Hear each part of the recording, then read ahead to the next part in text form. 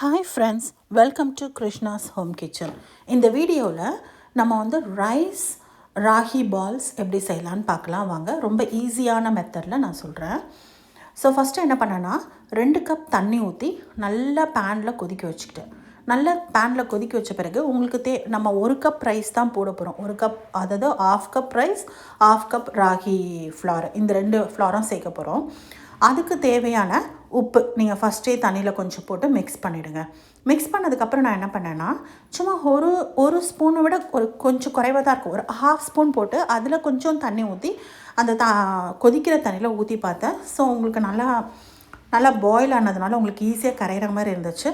So அதுக்கப்புறம் நான் என்ன பண்ணேன்னா 1/2 cup rice flour, 1/2 cup ragi flour ரெண்டுத்தையும் போட்டு மிக்ஸ் பண்ணிகிட்டே இருந்தேன். அதுக்கப்புறம் நான் கோகோனட் எடுத்து வச்சுருந்தேன். ஒரு 3/4 கப் கிட்டவே கோகோனட் இருந்துச்சு. ஸோ அதையும் போட்டு அதில் ஆட் பண்ணிவிட்டேன். நல்லா மிக்ஸ் பண்ணதுக்கப்புறமா 1 ஸ்பூன் கீ போட்டு ஃபைனல் டச்சுக்கு ஒரு மிக்ஸ் பண்ணி வச்சுட்டேன். இப்போ என்ன பண்ணோன்னா நம்ம ஸ்டவ்வை டர்ன் ஆஃப் பண்ணிவிட்டு இதை எடுத்துகிட்டு போய் ஆற வச்ச பிறகு தான் நம்ம பால்ஸ் பண்ண முடியும். அதனால் ஆற வைக்கிறதுக்காக எடுத்துகிட்டு போய் வச்சேன். ஆனால் லைட்டாக கொஞ்சம் மூடி போட்டு மேலே ஒரு பக்கம் கொஞ்சம் ஓப்பன்லேயும் ஒரு பாதி பக்கம் ஒரு மூடி போட்டு க்ளோஸ் பண்ண மாதிரியும் வச்சுருந்தேன். ஏன்னா உங்களுக்கு ரொம்ப ஃபுல்லாக ஓப்பனாக இருந்துச்சுன்னா ஒரு மாதிரி காஞ்ச மாதிரி ஆகிடும். அந்த இது வராமல் இருக்கிறதுக்காக நான் கொஞ்சம் ஒரு மூடி போட்டு அப்படி வச்சுருந்தேன். இப்போ என்ன பண்ணோன்னா கையில் கொஞ்சமாக கீயோ இல்லை எண்ணெயோ ஏதோ ஒன்று தேய்ச்சிக்கிட்டு ஒரு பாலாக எடுத்து நல்லா பொறுமையாக பால் சைஸ்க்கு ஒரு உருண்டையாக நீங்கள் பண்ணி வச்சுக்கணும். இப்போ ஒரு உருண்டையாக பண்ணி வச்சுக்கிட்டு இதுக்கப்புறம் என்ன பண்ணணும் அப்படின்னா ஸ்டவ்வில் தண்ணி வச்சு நல்லா கொதிக்க வச்சுட்டு நீங்கள் ஸ்டீம் பண்ண போகிறீங்க.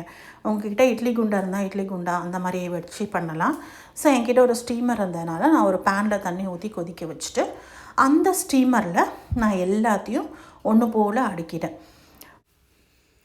ஸ்டீமரில் அடுக்கி ஒரு 10லேருந்து 12 நிமிஷம் நம்ம வேக வச்சு எடுத்தால் போதும்.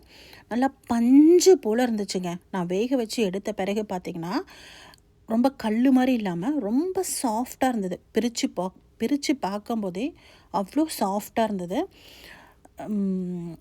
ஈஸியாக தான் இருந்துச்சு, பண்ணுறதுக்கும் ரொம்ப ஈஸியாக தான் இருந்துச்சு. ஸோ 10 to 12 மினிட்ஸ் நம்ம இதை வேக வச்சு எடுத்துக்கலாம். இந்த இன்பிட்வீன் டைமில் நான் என்ன பண்ணிக்கிட்டேன்னா ஒரு பக்கம் வந்து இதுக்கு கார சட்னி இருந்தால் நல்லாயிருக்கும் அப்படின்னு தோணுச்சு. யூஸ்வலாக நான்வெஜ்ஜஸ் ரொம்ப நல்லா இருக்கும், அதுக்கு ஆப்டாக இருக்கும்.